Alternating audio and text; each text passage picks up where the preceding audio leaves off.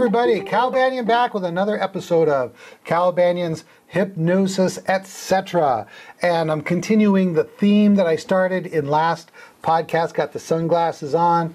I got my leather jacket. No, I took off the jacket. I just got the vest and kind of taking the hardcore look at hypnosis for these few episodes, talking about one percenters. I want you to become a one percenter hypnotherapist, hypnotist, because I want you to be best of the best in the profession. I don't want it to just be a hobby for you unless, you know, that's what you want.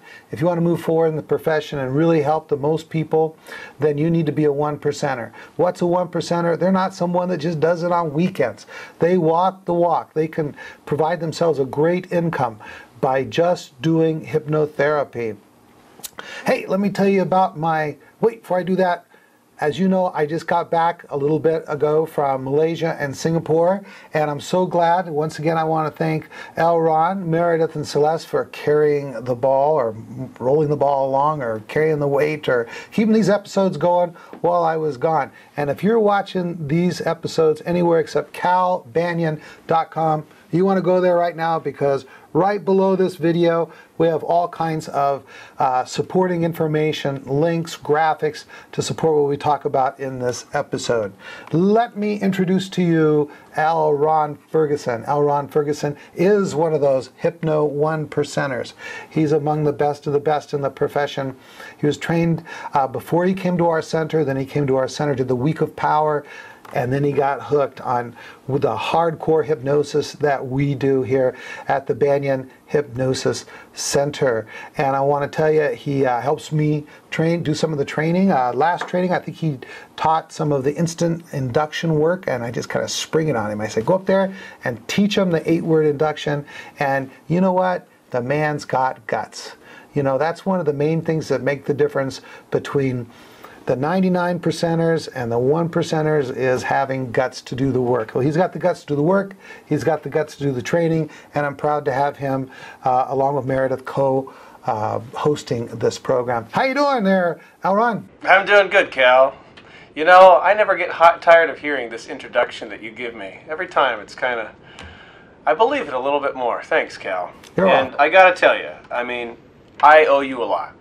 I owe you most of my success with my clients when they come to the office. I mean, there's different points when I'm with a client, and I'm thinking, what would Cal do in this situation?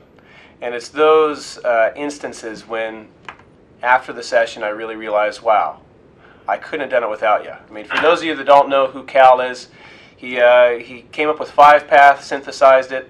You know, what I have to say about Cal more than anything else is, he really walks his talk with hypnosis, and as a hypnotherapist, he's one of the best clinicians in the world. And having Cal as a model for success has just really made all the difference for me. So thanks, Cal. You're welcome very much. Hey, you know what we're going to do this episode? What? We're going to talk about giving our clients homework. All right. Hey, you know, everybody loves homework, right? Yeah, I'd be interested to know about that, Cal. Well, let me tell you what. You hear me say it. One of my Banyanisms is, people only value what they put time, money, and effort into.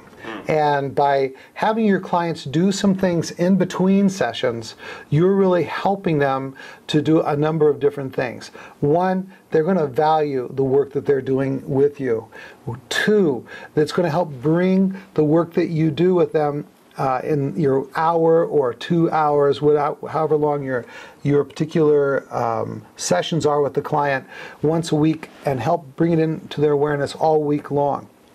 And it can add to the experience by teaching them some things that you don't have time to teach them in individual sessions. So what I'm going to do is I'm going to talk about this idea of giving them homework, and then you can just kind of add to each item as I go through. Is that okay with you, Elronn? Absolutely. All right.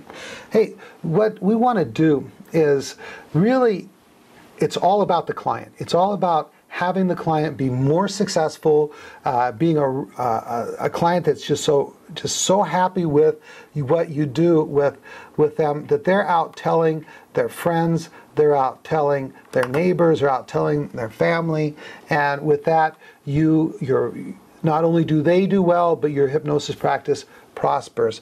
The very best marketing you can do is getting excellent results for your clients. So here's some things that I do with my clients to keep them working in between sessions. One is teach them self-hypnosis. We teach in 99.99% of the cases, 7-path self-hypnosis. You heard me talk about that in the last episode, talk about it from time to time. It's a mind, body, spirit approach to doing hypnosis. I'm wondering, Elronn, can you talk a little bit about how you integrate 7-path into your regular 5-path sessions? Yeah, absolutely. I mean, depending on whether or not it's appropriate with the client, which about 75% of the time it is, you really want to make the case that this is something that you can do in between sessions, and it's also something that you can have after you leave. And the point that I like to get across more than anything else is it's like a hygiene, okay? Because we refer to 5-path here as the bulldozer, where, you know, they're coming in, they're sitting in the chair, they're working with you, you're bulldozing through a lot of old negative programs and really restoring them and kind of giving them a quick update. And that 7-path self-hypnosis is like the shovel and the broom. It's that daily maintenance. It's like brushing your teeth on a subconscious level. So that's what I like to get across to them and get them on board. And I also like to really ascertain if I think that they're the type of person that's going to even begin to have the discipline to do that sort of thing. And you can usually fish that out right there in the beginning if they're kind of nodding their eyes and they're looking like a deer in the headlights. You want to gauge their involvement right there and try to squeeze that little bit extra out of them and try to get them to commit and see where they stand and really, like I said, build the case that this is something that's going to help you. It's going to just take a little bit extra of each session to be able to give you some of these suggestions and to teach you how to do it. But the biggest concept to convey is that you're going to get out what you put into it. And since you're coming down here and you're laying down a bunch of money, you might as well give yourself a gift during the week to reinforce all the change that we've done here, because after all, it's not just magic. It's not something that you come and sit down here passively. Of course, the work that we do is very thorough and involving and therapeutic, but also you want to take that momentum and build it yourself during the week so you can come back in next session with some momentum that you've generated for yourself that blasts off of the momentum that I helped you create in the office. Exactly. And you know, even on top of all of that, I mean, any kind of self-hypnosis would do that. But 7-path self-hypnosis, being the mind-body spirit approach that it is, it's also very provocative. It's the very first hypnosis, self-hypnosis technique that is insight-oriented and really works on the emotional quality of whatever the issue is. And so when the client comes back in for the next session, you can say, how's it been going with your 7-path? And they will start talking about emotions that have been coming up, insights that they've gained, and that information can be very, very valuable in the sessions that you're going to have. Anything you can add to that, Elronn? It's just important to get them to talk about their experiences.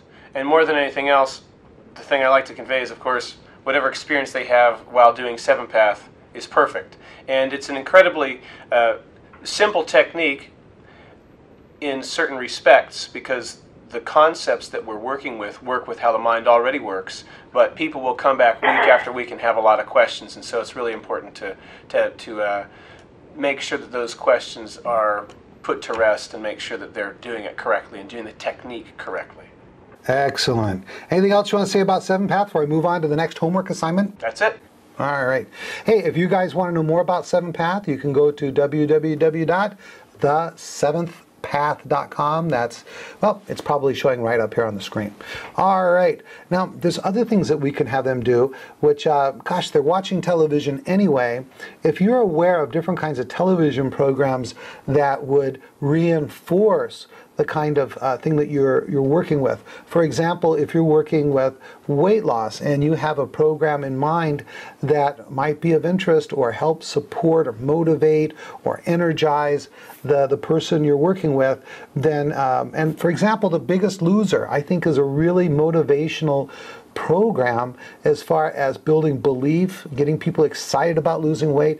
I mean, every week those people are losing weight, and you can just see them transform before your eyes. And so television programs, you're going to find very low resistance to getting people to watch TV in most cases, and it can be a valuable tool. How about you, Elronn? Anything you can say about that? Actually, I think it all covers it just with The Biggest Loser right there. There was one program out of the UK, but I can't remember what it was. Maybe I'll help that get posted down underneath after this podcast. Okay, when you think of it, just go to calbanyan.com and post it in the notes. Hey, how about books? You know, there's lots of books on different topics. If you've read a book that you think would benefit your client, you can ask, I suggest that you approach it to them this way. You say to your client, do you like to read? Because if they don't like to read, then suggesting that they read a book is going to diminish your effectiveness. So we say, do you like to read? And if they say yes, then you have the door open to suggesting a book. If they say, I'm not really much of a reader, you say, well, that's okay. How about magazines? And then just go on to the next thing that I'm going to suggest, because most people who don't really are book readers will read magazines. So books, at our center, we give our clients who like to read and are doing one of the too much behaviors, eating too much, drinking too much, smoking too much, that kind of thing, The Secret Language of Feelings book. And you can find out more about that at www.thesecretlanguageoffeelings.com. And it really helps people to understand what's motivating them to do the too much behaviors from the emotional point of view. An interesting thing, just before we did the podcast, a client came in and said, can I buy another Secret Language of Feelings book? And so that person's coming in and buying it for a friend or family member. All right. How about you, Elronn? Have you used books as homework in your sessions? Absolutely. I mean, The Secret Language of Feelings is, of course, my number one recommendation for clients to look at. But sometimes they may be more into self-development and that sort of thing, in which case I'll recommend them some people that I like Tony Robbins and authors of that nature. But something that I've had to keep in mind that I do believe that I learned the hard way back in the day was that you really have to have the mindset of what does my client actually need as a book, and not just what do I think a great book is. Okay, because sometimes it may be your favorite book but not necessarily appropriate for the client. But depending on what I think will actually help them get a good concept, I recommend books based on that. Like recently I've been recommending this book called Predictably Irrational, The Hidden Forces That Shape Our Behavior, just to kind of give people a little bit of an idea about the decision-making process that they make up from day to day, and really get in touch with what they really want when they make their decisions. But of course, there's only a certain type of client that's going to even be interested in a book like that. So you just really have to be careful.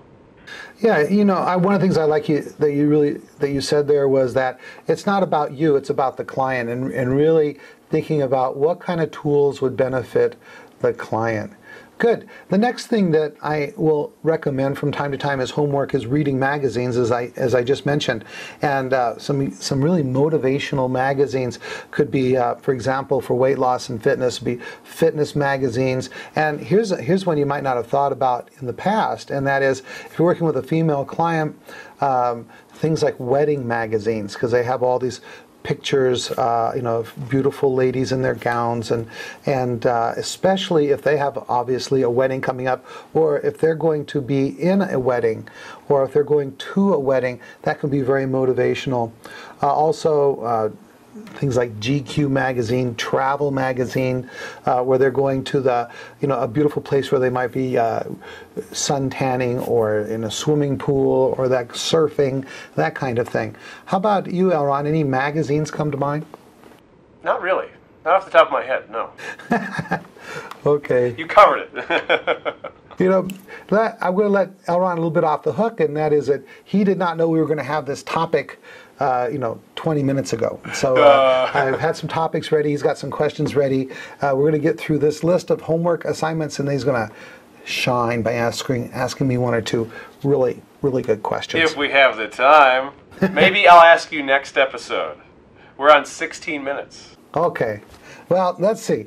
What's next? What's next is support groups created by yourself or for others, and or by others, and that is online support groups such as on Facebook, such as Yahoo, many kinds of support groups for just about every kind of human personal change you'd want. Even meetup.com are places where people can get plugged in. And of course, if it's a specialty of yours, be it weight loss or working with addictions or sports, feel free to start your own group and meeting with the group online or in person. This is going to be a really great in-between session activity. Anything you want to add to that, Elronn? Just that meetup.com is a fantastic place to start your own meetups. I mean, you can do things that are cooperative with other people, get to other people with similar interests. You can lead your own thing. I mean, the real beauty of meetup.com doesn't even really shine unless you live in a big metropolitan area, which is, the options that you have are just really unlimited for personal growth or entertainment purposes. So I highly recommend that and support you. Beautiful. Yeah, of course, if you're in a town of 103, obviously it's not going to be quite as good. Good job. All right, CDs, movies, DVDs. Listening to hypnosis CDs obviously is a good way to reinforce and have them work on something. It might be lots of hypnotists do this. I don't do this, but having someone coming in for a particular, like stop smoking sessions and listening to a CD in between sessions. Movies that are inspirational. I remember it could be something as simple as Rocky, anything where they're overcoming some kind of problem. If it's fitness, then Rocky. Or here's a little note, I'm not much for comedies, but a comedy that I really enjoyed was, I think the name of it was Don't Tell Her It's Me.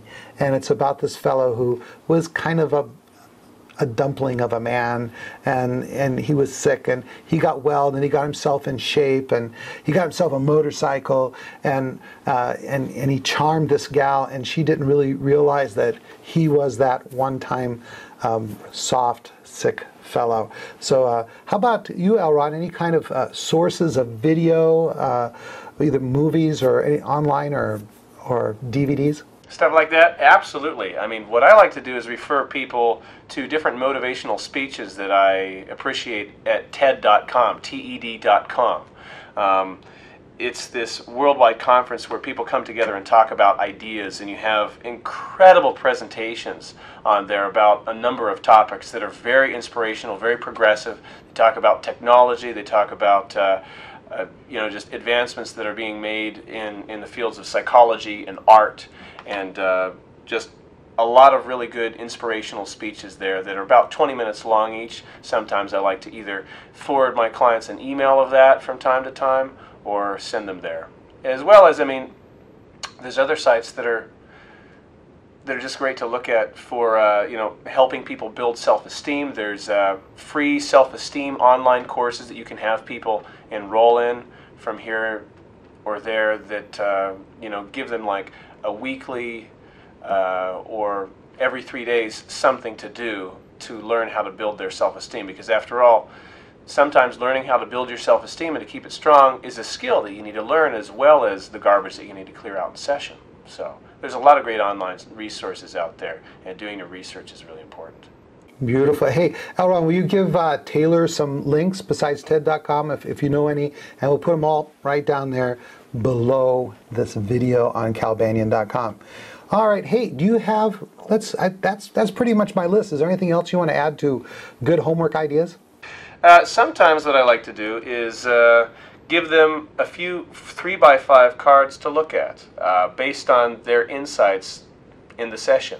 Maybe things they said, empowering statements that came out of their mouth, such as when we're doing insight-oriented techniques, have them put an ending on the phrase of, I've changed because now I know, ... And whatever they say sometimes, if I think that it's appropriate, I'll put that down on a 3x5 card, or just whatever positive things that really are uncovered in session, worked on, suggestions that you think they need based on what their benefits form was.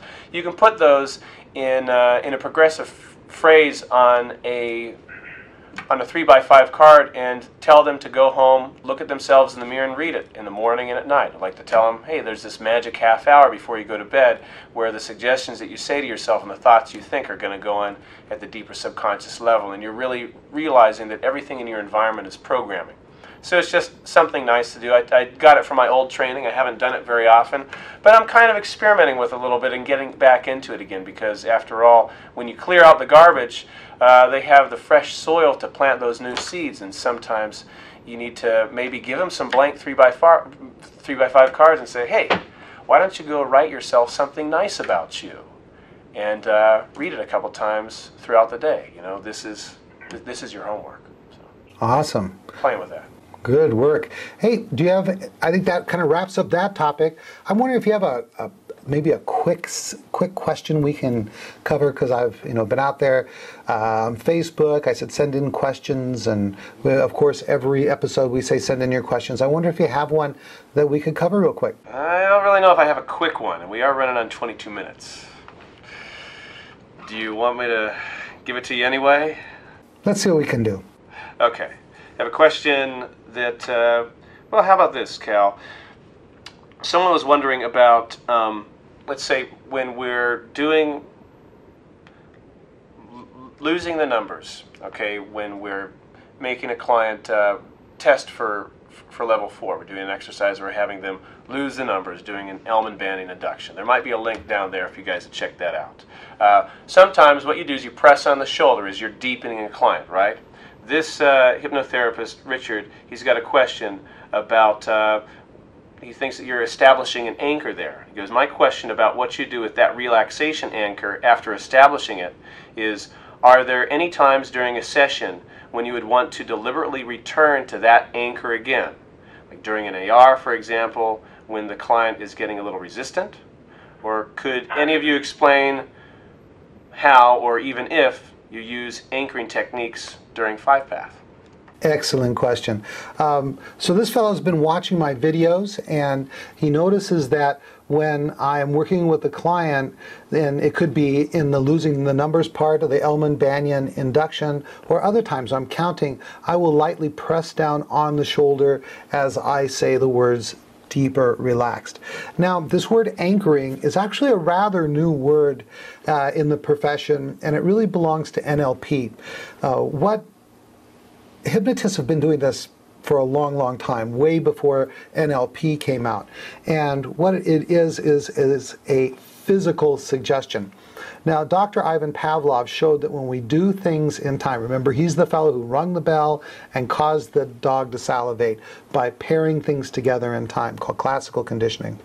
In hypnosis, we're more suggestible, and so we are more easily conditionable. And when we do physical suggestions like pushing down on the shoulder as we say deeper relaxed, then what we're doing is we're pairing that verbal suggestion, and more importantly the response of relaxing, with that physical pressing down on the shoulder.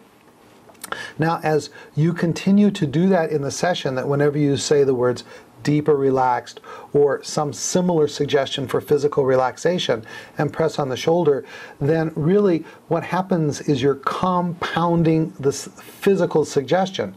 Now, compounding is not really well understood in the profession.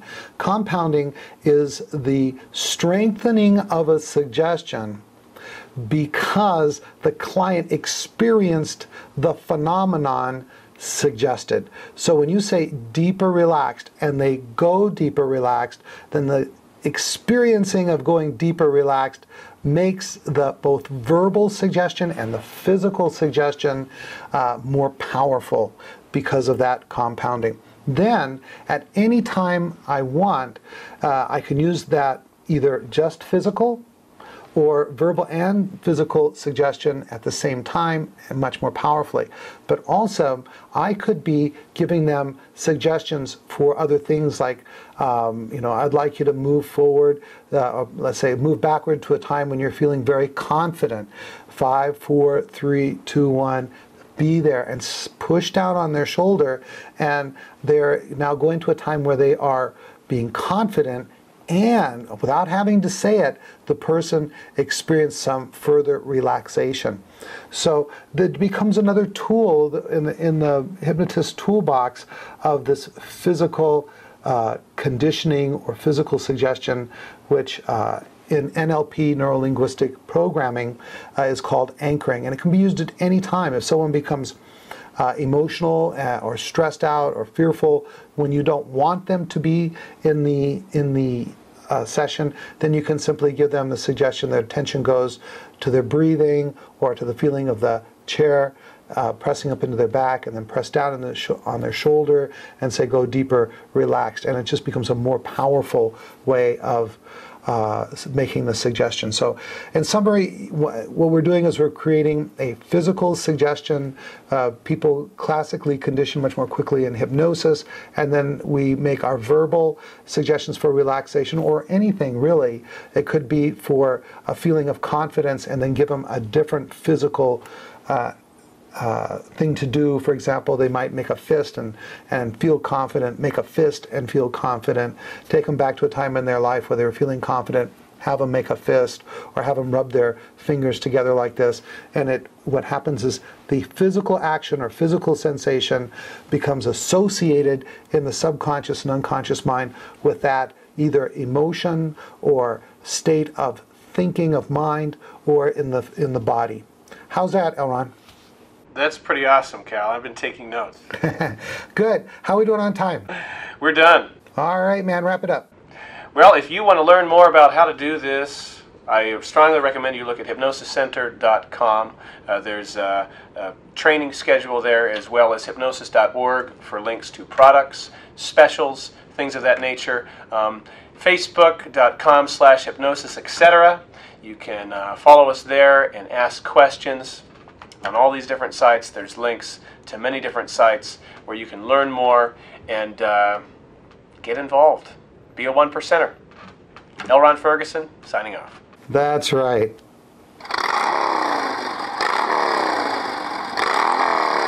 Be a 1%er. Go out there, be the best of the best. Follow me on facebook.com/HYPNOSISETC. That's the fan page for this program. Get all the inside scoop of what we're doing, what we're about to do, and get in on conversation. Also, twitter.com/Cal Banyan, all one word. Check out our websites. Know about my training is coming up, and March 1st for the entire certification course, and then we have one in May for the Week of Power, which is the skill building and confidence building course. That's it. Cal Banyan. Signing out.